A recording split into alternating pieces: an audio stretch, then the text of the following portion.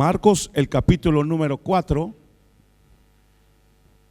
El tiempo ha avanzado. Capítulo número 4.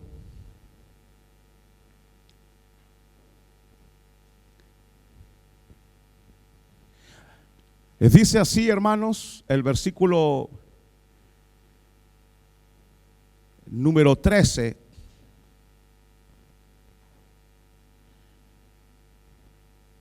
Y les dijo: ¿no sabéis esta parábola? ¿Cómo pues entenderéis todas las parábolas? El sembrador es el que siembra la palabra. Y estos son los de junto al camino,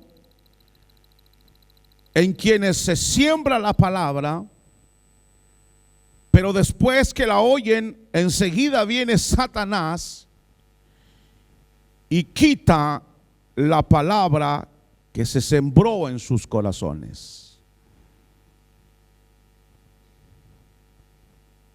Amén. Amén, hermanos. Gracias a Dios por su palabra. Creo que usted recordará que hablamos la semana pasada acerca del profeta Isaías, que había profetizado en su momento el juicio que le vendría a Israel por la desobediencia que él había tenido. Y le pide después que el profeta ve la gloria de Dios. Jehová dice que vi sentado a Jehová. Ahí Jehová es Jesús, el Señor.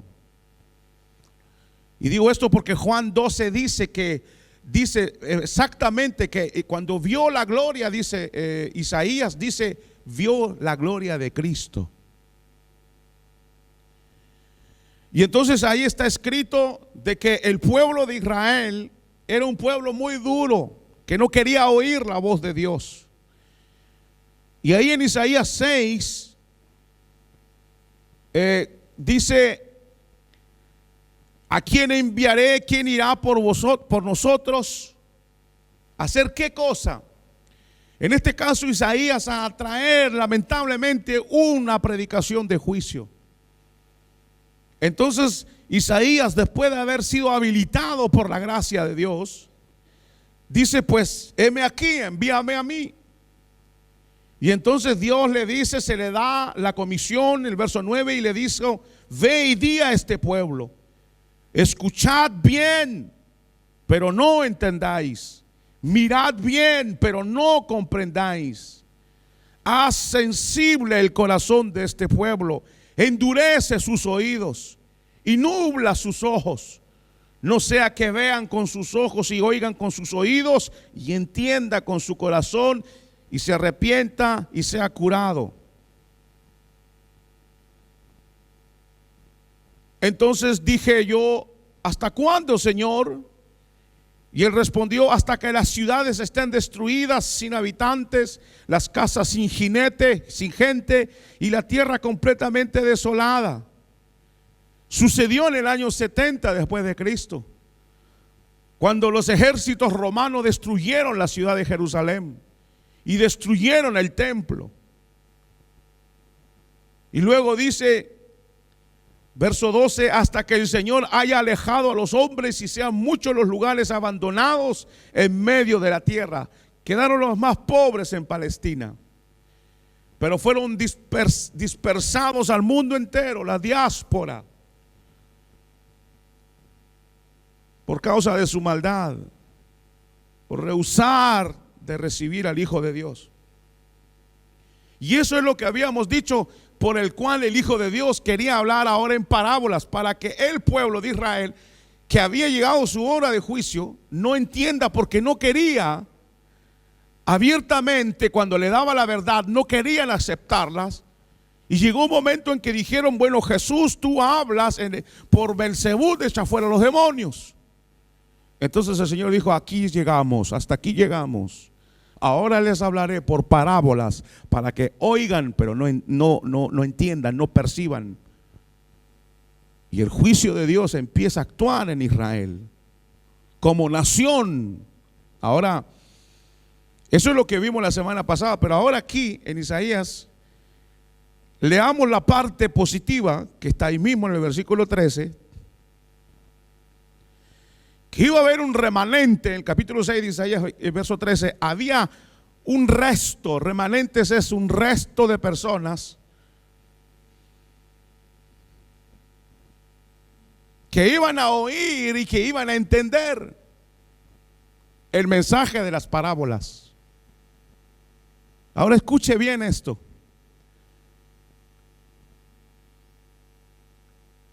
Jesús, cuando termina la palabra, dice: el que tenga oídos, oiga.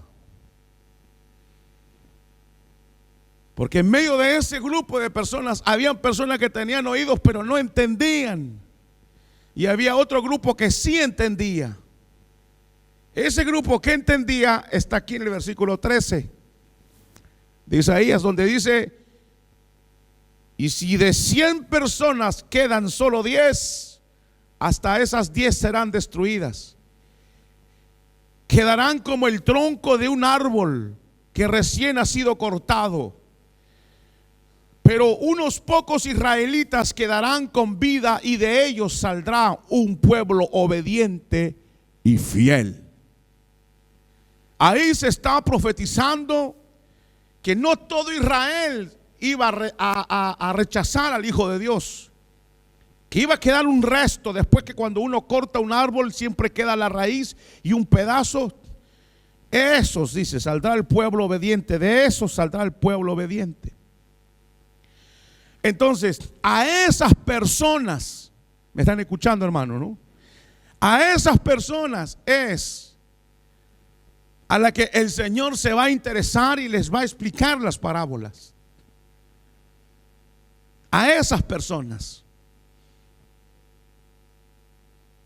al remanente, al pueblo escogido por el Señor. Leo rápido, usted anote nada más. Juan 12:36 dice: estas cosas habló Jesús y se fue y se ocultó de ellos. Pero aunque habían hecho tantas señales delante de ellos, no creían en él. Para que se cumpliera la palabra del profeta Isaías, que dijo: Señor, ¿quién ha creído a nuestro anuncio? ¿Y quién se ha revelado? ¿A quién se ha revelado el brazo del Señor? Por eso no podían creer, porque Isaías dijo también: Él ha cegado sus ojos y endurecido su corazón, para que no vean con los ojos, entiendan con el corazón y se conviertan, y yo los sane. Esto dijo Isaías, verso 41, porque vio su gloria. ¿De qué gloria está hablando? De Jesús.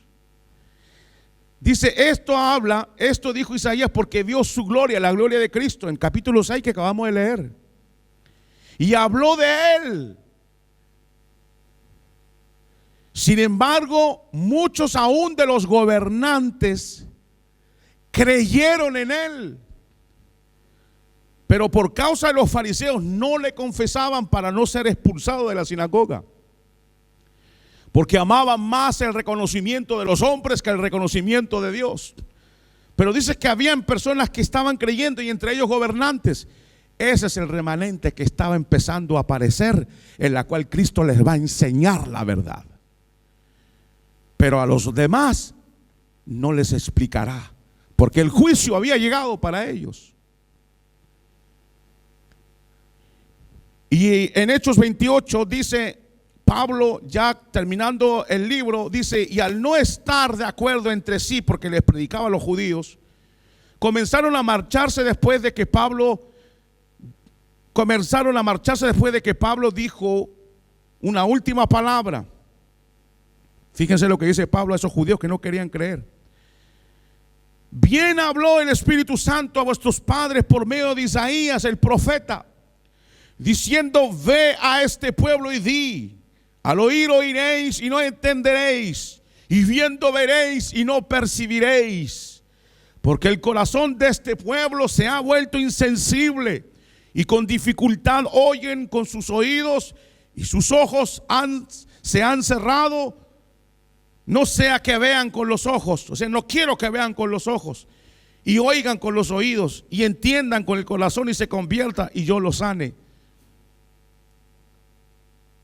Y dice el verso 28, sabed por tanto, dice Pablo, que esta salvación de Dios ha sido enviada a los gentiles, ellos oirán.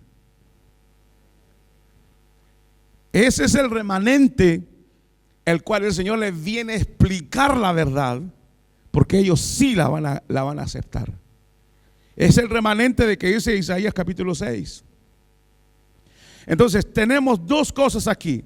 Por un lado, velar la verdad a los hipócritas que no quieren de Dios y abrir la verdad a aquellos que sí están dispuestos a recibir la verdad de Dios. ¿Está bien? Amén, hermanos. Amén. Un poquito más de retorno, por favor, para yo asustarme cuando lea. Ahora, solo abuelo de pájaro. En el Antiguo Testamento había muchas cosas que la gente no entendía. Incluso Daniel, a esto le llaman misterios. Misterios que estaban no revelados. Sella el libro, le dice el ángel a Daniel, sella el libro porque esta profecía es para los últimos tiempos. Entonces, había misterios que no habían sido revelados cuando Nabucodonosor tuvo un sueño que no entendió acerca de los reinos que vendrían. Pues igualmente no entendía, necesitaba que alguien le enseñara ese misterio, y fue Daniel. Y en el Nuevo Testamento también tenemos misterios revelados, y entre esos misterios es el misterio del Evangelio de Cristo, en la cual el Hijo de Dios va a empezar a revelar cosas que estaban escondidas desde tiempos antiguos y ahora empieza a revelar. Pablo igualmente dice, aquí os digo un misterio, no todos dormiremos, hablando de la venida de Cristo, pero dice, aquí os digo un misterio, os revelo un misterio. Entonces el Hijo de Dios lo que va a hacer es revelar el misterio del Evangelio. Ahora veamos, aquí necesito que estén bien despiertos.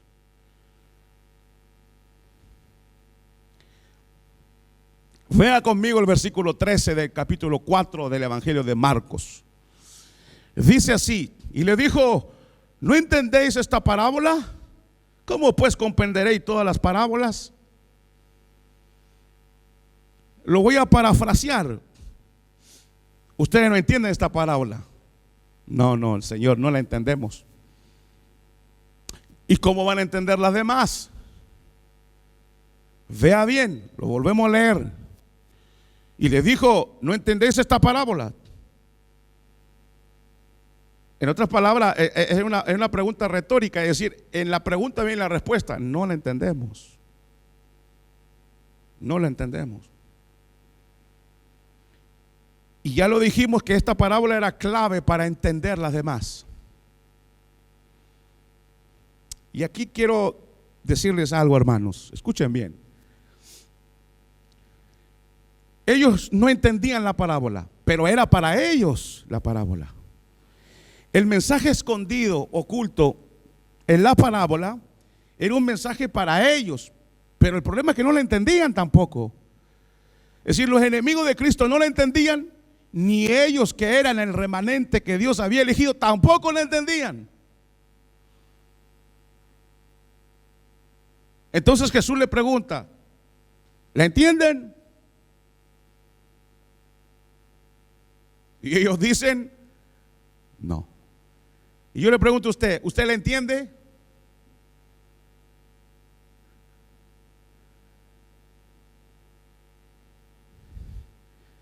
Escuche bien lo que voy a decirle, porque esto es básico, hermano.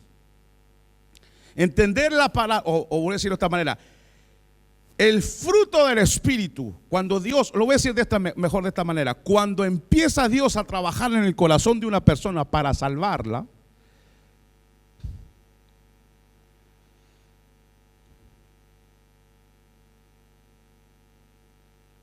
cuando empieza el Señor a trabajar en el corazón de una persona para salvarla, debe entender que no ha entendido. Lo voy a repetir porque no es un trabalengua, es una verdad. Para yo tener chance de ser salvo, lo voy a decir de esa forma, necesito entender que no entiendo.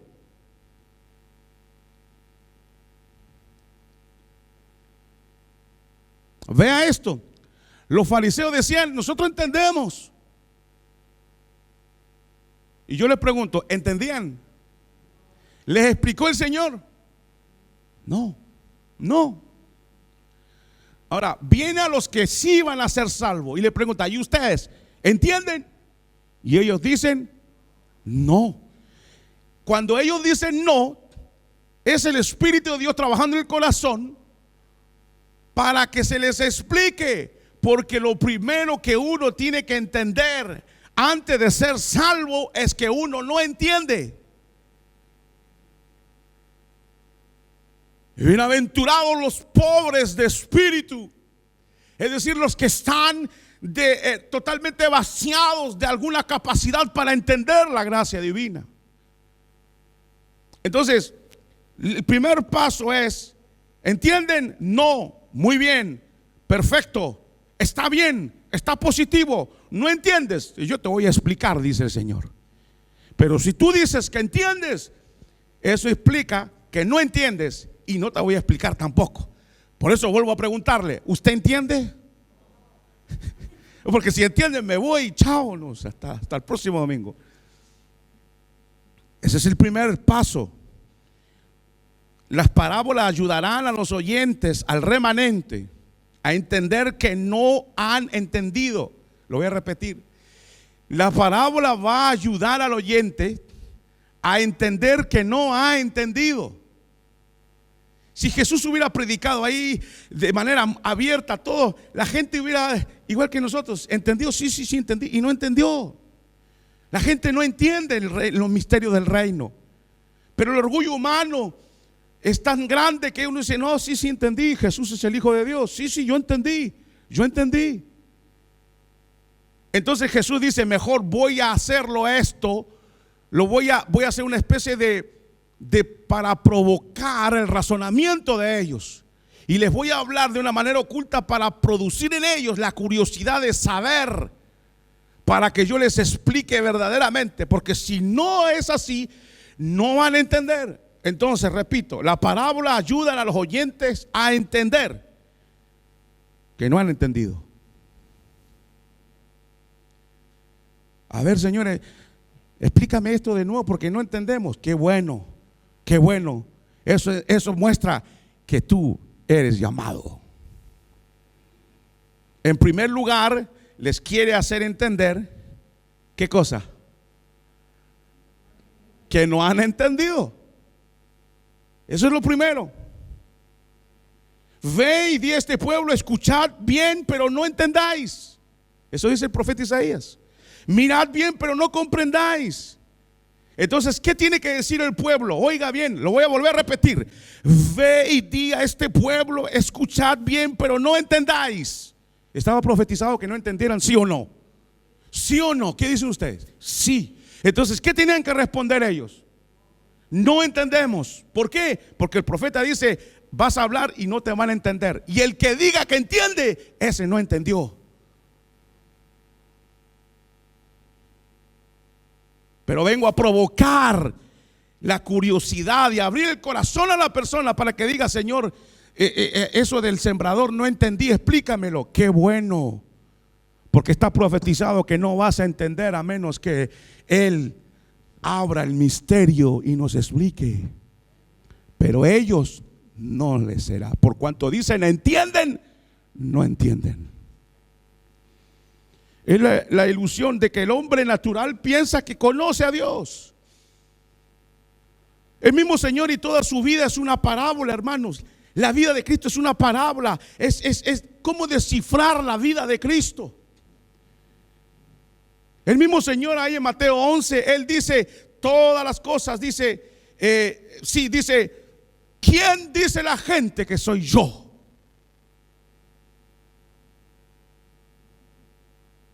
Entonces los discípulos dicen, bueno, algunos dicen que era el profeta Jeremías, otros dicen que era el profeta Elías, otros, Herodes creía que era Juan el Bautista que había resucitado. Se dan cuenta que no lo conocen. ¿Quién conoce a Cristo en ese momento? Pedro. ¿Quién era Pedro? Un escogido de Dios. Pedro no era un gran teólogo. Pedro no era un gran teólogo. Pedro se le había revelado lo que no entendía. ¿Quién no entendía Pedro? Que Cristo es Él es el ungido. Tú eres el Cristo, el Hijo del Dios viviente. Pero los demás dicen que es Jeremías, dicen que es un profeta. Por cuanto ellos creen entender, no entienden. Y así está la humanidad. Hablan de Cristo, dicen mil cosas de Cristo, pero usted sabe, si es creyente, que ellos no entienden. Usted sabe que ellos no han entendido quién es el Cristo. Cierto que usted sabe que ellos no han entendido. Uno lo percibe, pero ¿por qué lo percibe? ¿Por qué? Porque hemos entendido. ¿Y por qué hemos entendido? Porque se nos han abierto los ojos. ¿Y quién nos ha abierto los ojos? Oxford, la Sorbona. No, Cristo. El Espíritu Santo abrió nuestros ojos para percibir el misterio de Cristo. Cristo es un misterio en su totalidad, su vida. Es un enigma para los seres humanos, es un enigma para los historiadores, para incluso teólogos, para religiosos. Cristo es un enigma a menos que Él se dé a revelar.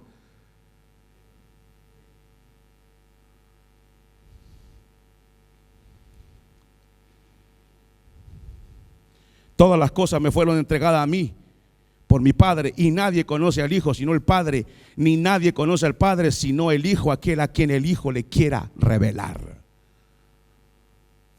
¿Quién entiende a Cristo? A quien el Padre quiere revelar a su Hijo. Eso. Si usted entiende esto, bienaventurado. Bienaventurado, porque usted, el Espíritu de Dios, le ha hecho entender que usted no entiende, pero que necesita entender.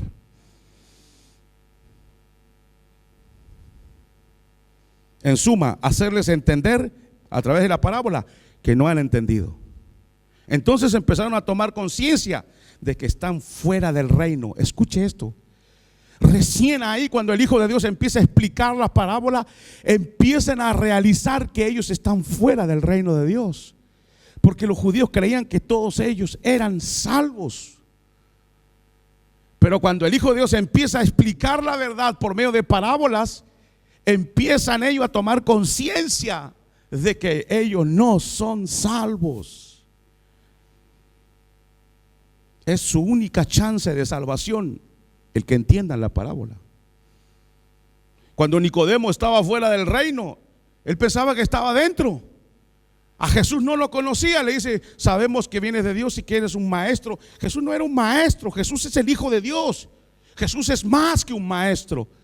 Pero oiga bien, lo que le habló Cristo, en la cual entendió la mitad menos nada, pero que el Espíritu de Dios trabajó en su corazón para que se convirtiera, no entendía. Pero ¿sabe lo que él entendió? Entendió que él estaba fuera del reino. Y eso es lo que nosotros tenemos que explicar en estos días, para que usted esté consciente si está dentro o fuera del reino de Dios. Este local no lo hace estar dentro del reino, lo hace estar adentro de una sala.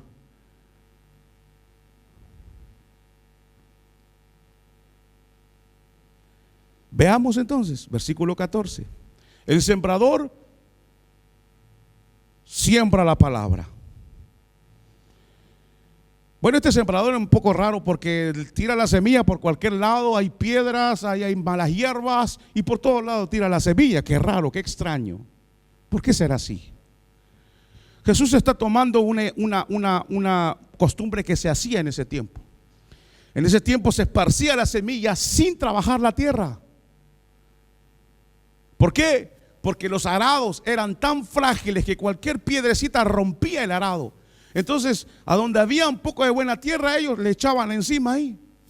Y ahí donde caían piedras, Y como eran huertas abiertas, eran terrenos abiertos, a veces la gente pasaba por el terreno del vecino para ir a buscar la vaca que estaba del otro lado, y después regresaba con la vaca por el otro lado, y después se le perdía el gato y iba a buscar por el gato, y al final que ese pedazo de terreno se empezaba a endurecer de tanto caminar encima. Pero en ese tiempo se sembraba de esa manera, no se trabajaba la tierra como ahora. Por eso es que dice, el sembrador sale y tira la semilla a donde caiga. Pero había un poco de tierra que estaba buena. Ahora, ahí se pierde mucha semilla, claro que se pierde mucha semilla. Veamos aquí ahora.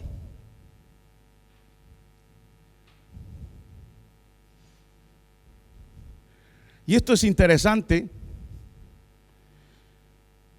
Jesús cambia todos los parámetros de las enseñanzas. Es decir, que Jesús no trae conceptos, no le implanta en el corazón del que le oye conceptos, ideas. Aquí viene un maestro extraordinario, oiga esto, que viene a echar semillas. Y luego se va. Porque él sabe que la semilla, para crecer, no necesita que el agricultor esté día y noche mirando si crece o no crece. La semilla por sí sola va a crecer.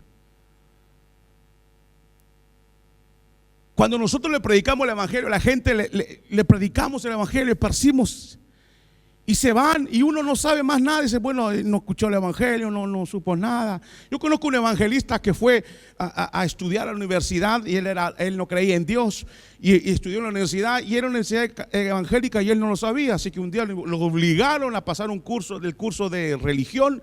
Él fue y habló ahí, habló el maestro algo que yo no entendí nada. Lo único que me quedó a mí fue: la Biblia es la palabra de Dios. Eso es todo. Y se fue.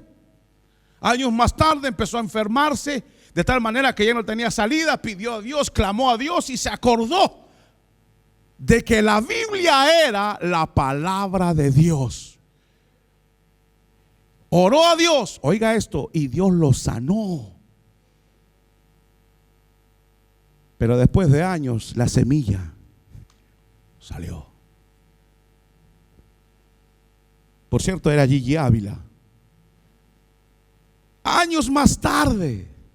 Entonces Jesús no está lanzando conceptos, Él lanza semillas. Por ahí un predicador que dijo una gran verdad: la teología del dormir es esa. No dormirse en el culto, sino la teología del dormir es: lanza la semilla. Y Lutero decía: yo predico y lanzo la semilla y después me voy a mi casa y tomo mi cerveza. Cerveza en ese tiempo era la cerveza que alimentaba. Y dejaba que el Espíritu de Dios empezara a trabajar en el corazón, porque la semilla había caído en ese terreno. Entonces aquí viene un maestro que nos va a enseñar o va a trabajar el corazón humano, no con conceptos ni cosas raras, con semillas. Él sabe que la lanza ahí y ya. Qué tremendo es este maestro. Y vendrían frutos de paz, seguridad, sensibilidad, solidaridad, perdón, mansedumbre, capacidad de servir, habilidad para pensar antes de reaccionar, integridad. Todos esos frutos daría esa semilla a su tiempo. Entonces Jesús empieza a conquistar lo íntimo de la persona, el corazón. De allí va a generar inspiración para el deseo ardiente de un cambio en la vida de la persona. Jesús viene a cambiar a la persona por dentro. La religión lo cambia por fuera. Hecho la semilla. Y su tarea era gigantesca. Sus discípulos estaban distorsionados, tenían ideas distorsionadas. Y nosotros, al venir a Cristo, también tenemos ideas distorsionadas de Jesús. Pero la semilla plantada traerá el fruto. Tengamos en cuenta que Jesús en ese tiempo era el único hombre santo que jamás había pecado, que vivía en Nazaret. Nunca había pecado. Y durante 30 años observó al ser humano cómo actuaba, cuáles eran sus cadenas, de qué manera vivía, cuáles eran sus penas, sus incertidumbres.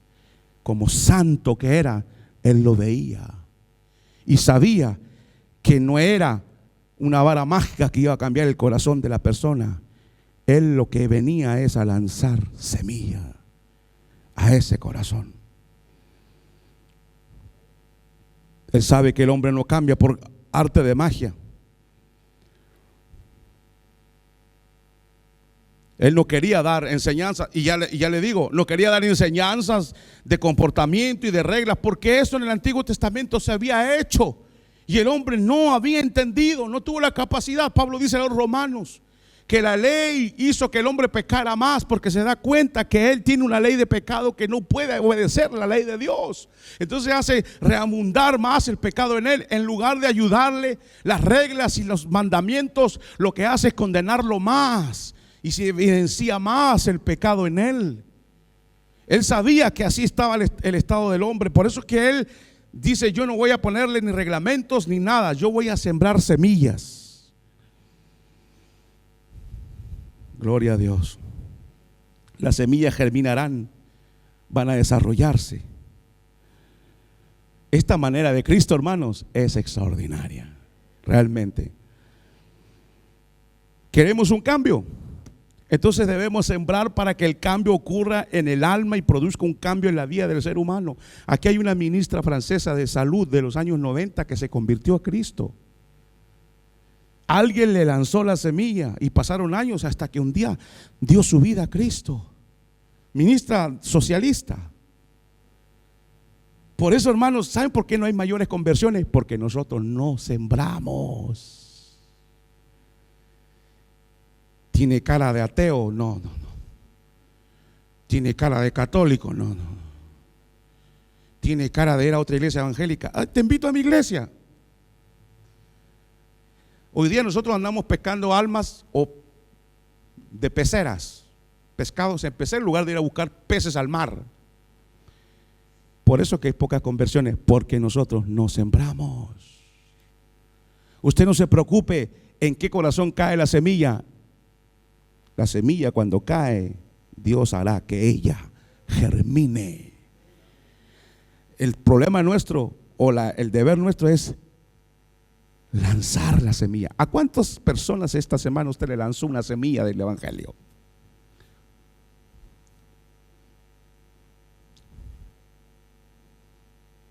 Por eso que no hay gente nueva en la iglesia. Yo pensé, hermano, que el pastor, le da culpa al pastor. No, ustedes son los que siembran. Ustedes deben sembrar la semilla y lanzarla a quien sea, al patrón, al amigo, y volverla a lanzar y seguir lanzándola, y lance. Va a llegar un momento en que el Señor hará que produzca fruto.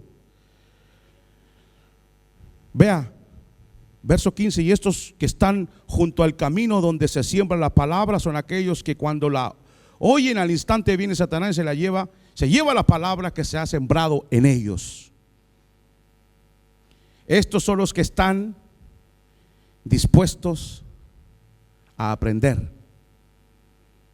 Perdón, estos son los que no están dispuestos a aprender. Esta semilla cayó en tierra dura, no penetró en la tierra. Vino Satanás y se robó la semilla.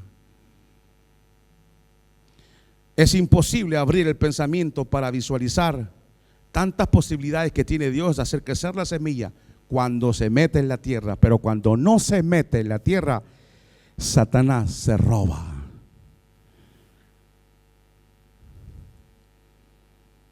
¿Cuántos corazones están petrificados, rígidos, cerrados? Nadie los mueve de su posición. Obstinados, reacios. Nadie nos debe cuestionar. Nadie está aquí para enseñarme a mí. Nadie me tiene que decir lo que yo debo hacer. Yo soy cristiano y yo hago lo que yo quiero, y a mí nadie me enseña, a mí nadie me debe obligar a sentarme aquí o a sentarme allá o a hacer cualquier cosa. Esas personas son las que se les siembra la semilla constantemente, pero nunca penetran el corazón. Porque son orgullosas, altivas, llenas de sí mismas. Todo torna alrededor de ellos. Cerrados están al mundo.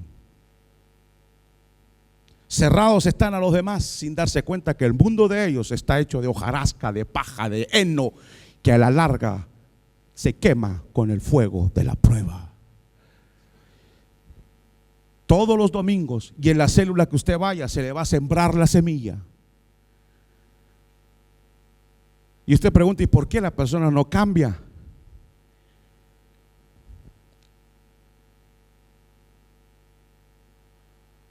¿No será que este terreno que habla del corazón, uno de los 4, el Señor relanza la semilla?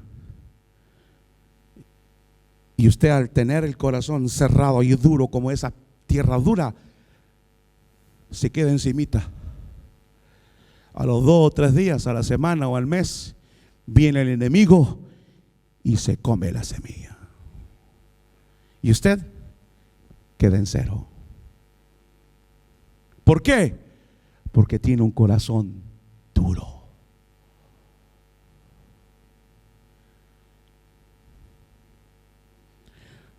Escuchen esto: los sufrimientos, las pérdidas, las decepciones, ya sean las nuestras o las de los que nos rodean, deberían funcionar como arados para romper el corazón emocional.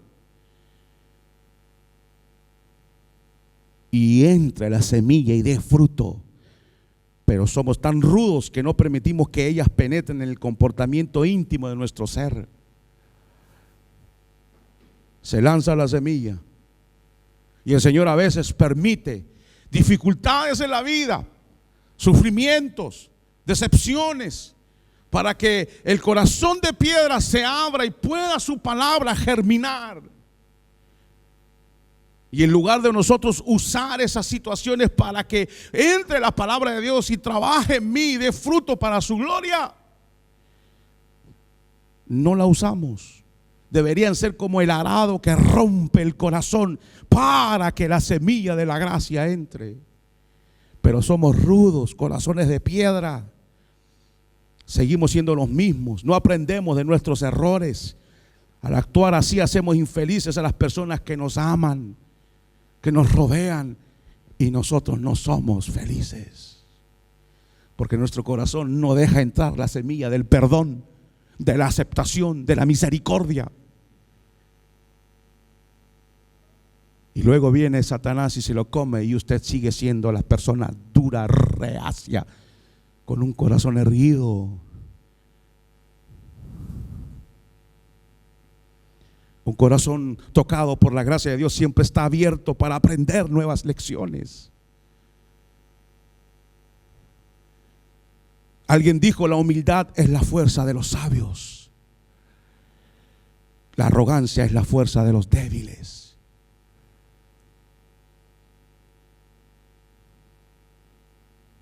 Ni Jesús logró hacer germinar la tierra, la semilla caídas en esa tierra. ¿Oyeron eso? Ni Jesús hizo germinar en el corazón de piedra su semilla. Usted me dirá: pero Jesús lo puede hacer todo. Sí y no. Porque él, cuando estuvo en Nazaret, la Biblia dice que no pudo hacer muchos milagros por la incredulidad de ellos.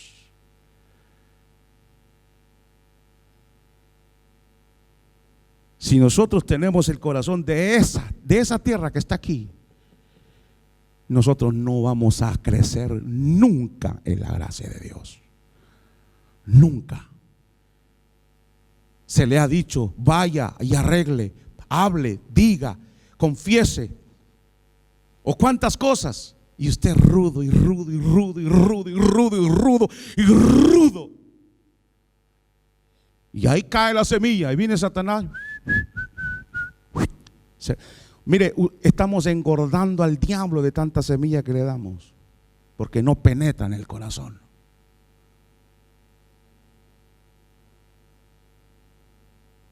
Parece que todos pasamos por esta etapa en donde se nos pide que nuestro corazón se vuelva de carne y deje de ser orgulloso.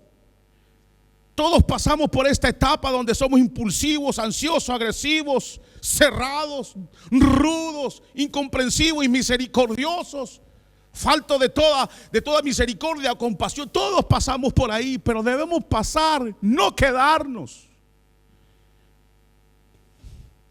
El que encubre su pecado no prosperará, dice la Biblia, mas el que lo confiesa se apartará y alcanzará misericordia. Judas Iscariote pagó caro la dureza de su corazón. Durante 3 años y medio el Señor sembró semillas en ese corazón de piedra y nunca germinó nada. Nunca. Lo pagó caro. Cantaba coritos igual que usted, iba a la iglesia igual que usted. Es más, tenía un maestro que era Jesús de Nazaret, el maestro de los maestros.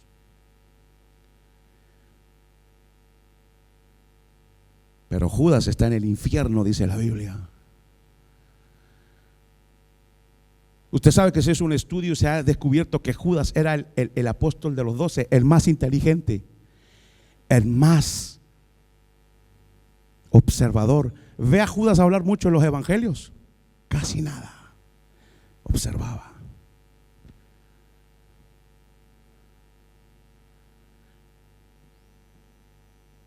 ¿Entiende lo que le estoy diciendo? Porque si no entiende,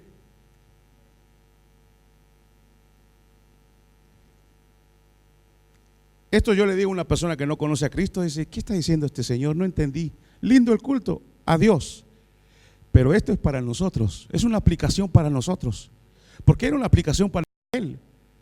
Israel, se te sembró cuánta semilla. Jeremías, Isaías, los profetas, los patriarcas, se te sembró cuánta semilla para que pudieras dar fruto para la gloria de Dios y que cuando venga el Hijo de Dios lo recibas como el Mesías. Pero su corazón fue rudo y se cerró hasta llegó el momento en que el Señor dice, ya no te hablaré más por la verdad, ahora por parábola, porque el juicio ha llegado. Judas lo pagó caro. Nunca abrió su corazón. Y la Biblia dice que el día de la cena del Señor, cuando el Señor iba a ir a Getsemaní, oigan esto, literalmente dice la Biblia que Satanás entró en él.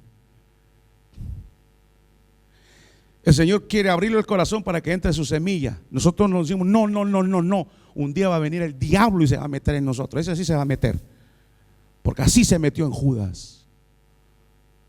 Y se acabó Judas. Porque nosotros somos buenos para poner el escudo y no dejar que la gracia de Dios de alguna manera nos venza. Somos duros y seguimos en el camino de la maldad y de la irreverencia a Dios y del temor de Dios. Y la semilla cae y viene Satanás y se la come y cae y viene Satanás y se la come. No hay nunca un fluir de gracia ni del Espíritu ni del fruto del Espíritu ni no hay nunca quizás una entrega total a Dios porque no entra la semilla, porque el corazón nuestro es de piedra. Sed sobrio, Satanás anda buscando a quien devorar. ¿Qué devora? Devora las semillas que Dios de alguna manera en su misericordia nos siembra constantemente. Yo le pregunto, ¿cómo está el terreno suyo? ¿Cómo está su terreno? O lo voy a decir en otras palabras, ¿cómo está el corazón? ¿Aprovechamos los sufrimientos? ¿Aprovechamos cuántas cosas que nos pasan en la vida como herramientas para que Dios vaya rompiendo ese terreno duro y volverla apto, o volver apto esa tierra para que reciba las semillas divinas. Les voy a contar una historia y ya me queda corto tiempo. Esto sucedió hace 1000 años, quizás antes de Cristo. Había un joven llamado David. Era un hombre que amaba a Dios. Joven, los historiadores quizás le dan 18, 19 años. En el campo, solo con las ovejas, le cantaba a su Dios. Tenía el corazón dado para su Dios. Y allá en el reinado en Jerusalén, un rey malvado, Saúl, le desobedece a Dios. Viene el profeta y le dice: a partir de ahora eres desechado, ya no serás más rey de Israel. Y otro va a tomar tu lugar. Y llega a la casa de un hombre llamado Isaí, que tenía muchos hijos, y los vio a todos Samuel para ungir el nuevo rey, y ninguno de ellos entró dentro de la norma divina. El primero era alto, hermoso, parecía gringo, ojos azules. Este será, dijo Samuel. Y el Señor le dijo: cuidado, Samuel, yo veo, tú ves lo que está frente a ti, yo veo el corazón. ¿No tienes otro hijo? Sí, otro. Ese es el que huele a animales, pero ese está allá al otro lado. Tráiganlo. Y aparece David, un hombre conforme al corazón de Dios. ¿Cuántas personas en la Biblia Dios le llama un hombre conforme al corazón de Dios? ¿Cuántos? ¿Cuántos hombres son llamados amigos de Dios en la Biblia? Abraham, uno. Porque sabían sacar provecho de las bendiciones y de los sufrimientos para que su alma vaya moldándose a la palabra de Dios. Y un día está tocando David en el reinado, y en ese momento se entera Saúl de que David había sido ungido. Se pone de pie y le lanza una lanza para matarlo. David huye. Saúl lo persigue día y noche injustamente. Oigan esto, injustamente. Vivía en cuevas. Todos los que habían sido ladrones, los que no pagaban sus impuestos, que vivían escondidos en las cuevas, todos se le acercaron a David y fueron y lo tomaron como líder. Porque cuando uno es líder aquí y en la quebrada del Ají. Sí, cuando uno es líder, Dios le da eso, no hay por dónde darle. Es líder en cualquier lado. Y entonces este hombre huye, y Saúl lo persigue y lo persigue y lo persigue hasta que tiene que irse a la tierra de los filisteos a esconderse. Un día hace una batalla, Saúl pierde la batalla, muere en el monte Gilboa. Muere Saúl, muere su hijo Jonatán, amigo de David. Y como dice ahí en lo que dice David cuando se entera de la muerte de su amigo: oh, monte de Gilboa, que ya no caiga lluvia sobre ti, como cayeron los grandes. Porque el corazón de Saúl se endureció y la gracia de Dios dejó de trabajar adentro. David es proclamado durante algunos años en Judá y luego es proclamado como rey en todo Israel. Reina 40 años. Y un día un hijo de él llamado Absalón se levanta contra su padre para robarle el reino. Los consejeros le dicen: David, tienes que levantarte y matar a Absalón. Va a dividir el pueblo de Dios. Mátalo. No lo puede dejar en vida. ¿Me están escuchando, hermanos? No lo puedes dejar en vida. Oiga bien, ahora es Absalón el que quiere matar al rey David. Años anteriores, quien ocupaba el lugar de Absalón era David, y quien ocupaba el lugar de David era Saúl. Y cuando David pudo matar a Saúl, no lo mató. Porque él dijo: no tocaré al ungido de Jehová. Porque Dios estaba trabajando en él. Tenía un corazón conforme al corazón de Dios. Con los pecados que cometió, fue humillado por Dios. Oiga bien, el Salmo 51 lo puede leer en su casa. Es el arrepentimiento de su pecado con Betsabé. A partir de ahí David nunca más fue el mismo hombre. Nunca más. Y cuando Absalón quiere venir a tomar el poder, los consejeros le dicen: Absalón, por este lado, saca soldados por acá. Y David dice: no, quizás es Dios que me está quitando el reino. ¿Cómo que es Dios? Dios te lo dio, eres tú. No, dijo. Y tomó a su familia, tomó a sus hijos, tomó a los valientes de David, dice, y dejaron abandonado el reino. Miren, hermano, no abandonó una casa, abandonó el reinado. ¿Cómo un hombre puede hacer eso? Es que Dios había trabajado en ese corazón. Las semillas de Dios habían entrado y habían cambiado a ese hombre.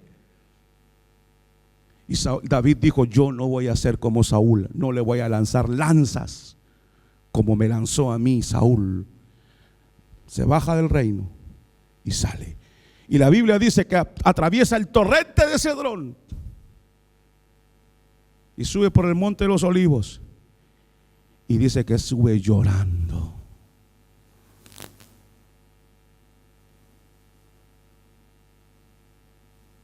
Llorando.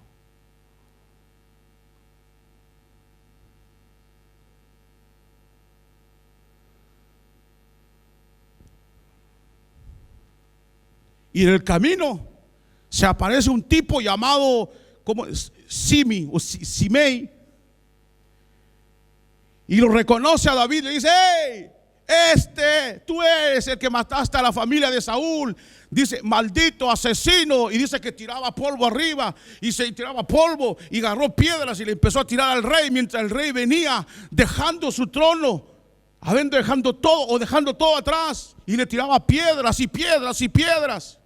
Y los valientes de David que iban alrededor de él, uno de ellos le dijo: mi rey, déjame ir a cortarle la cabeza a ese perro muerto. Pero es que aquí están tratando con un hombre conforme al corazón de Dios. Y David dice: déjalo. Quizás Dios me bendiga por medio de su maldición. Se parece al Sermón del Monte, ¿no?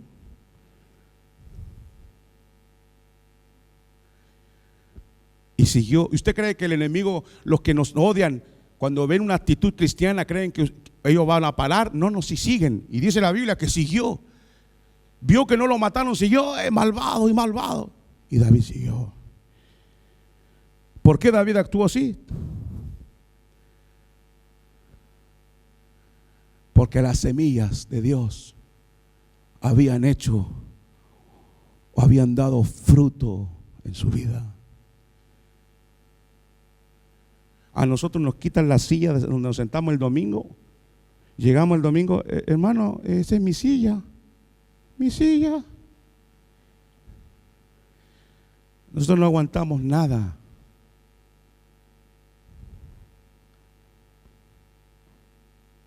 Saúl,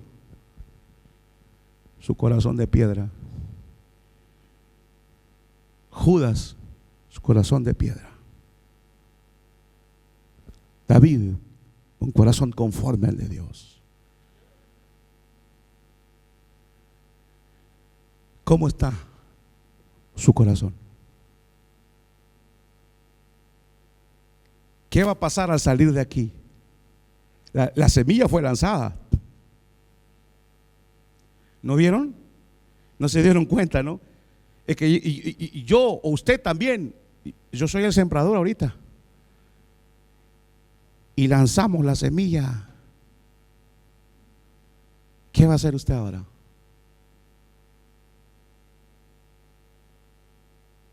Al que no puede saludar, sale por la calle. Usted que no me vea.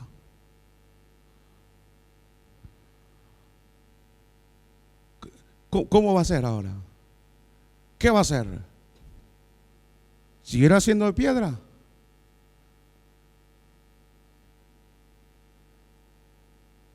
Quiera Dios ayudarnos para que ese terreno no sea de piedra duro. A veces nosotros arruinamos nuestra familia por culpa de nuestra rudeza. Nosotros hemos arruinado tantas cosas porque somos rudos de corazón y así decimos que somos cristianos. Vamos a orar. Señor, te damos gracias por tu palabra. Te damos gracias porque tu palabra siempre nos habla. Y en esta tarde, tú quieres hacernos entender o quieres hacernos comprender o que percibamos si estamos adentro del reino o afuera del reino. ¿Dónde estamos? ¿Adentro o afuera? ¿Dónde está usted? Pregúnteselo. ¿Dónde está usted? ¿Qué corazón tiene usted? Este corazón no da fruto nunca.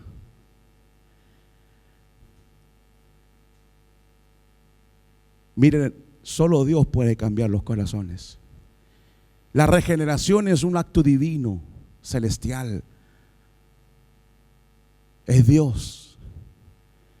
Y yo sé que todos nosotros aquí estamos tocados por esta palabra. Todos nosotros necesitamos que Dios, de alguna manera, en alguna área de nuestra vida, quite la dureza para que la semilla de su gracia actúe. Señor, cambia nuestros corazones. Haz una obra sobrenatural que nadie puede hacer en la vida. ¿Cuántas semillas has lanzado a nuestra vida, Señor? ¿Cuánta palabra has lanzado, has querido que se siembre en nuestro corazón y no ha dado fruto? Por la rudeza, por la dureza, por la altivez de nuestro corazón. Pero tu misericordia es tan grande que hoy una vez más has salido como el sembrador a sembrar la semilla